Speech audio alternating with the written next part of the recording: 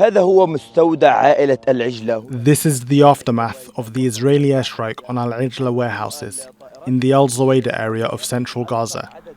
The Israeli warplanes fired a number of missiles on these big warehouses, killing and injuring dozens of Palestinian civilians. Hundreds of families were taking shelter in these spacious warehouses, as it is located within an area labelled by the Israeli military as a humanitarian safe zone. Israeli airstrikes have recently intensified, causing the number of fatalities and casualties among civilians to rise.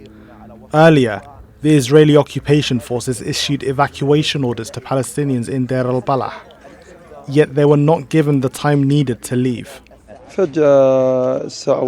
At about 1 after midnight and without warning, the Israeli warplanes launched a series of airstrikes on the area.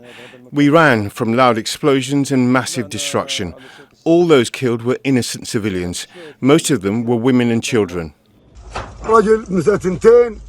3 families and a number of workers were taking shelter in the warehouses. They were all killed and the buildings levelled. As we speak, residents with their bare hands and very simple tools are still trying to recover the dead and search for survivors buried under the large concrete debris.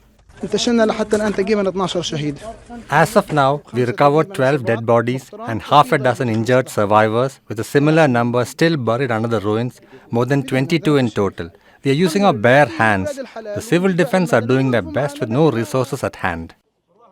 Israeli airstrikes on central Gaza continue, killing and injuring scores of civilians. Most of the victims are women and children. Many are missing and buried under the debris.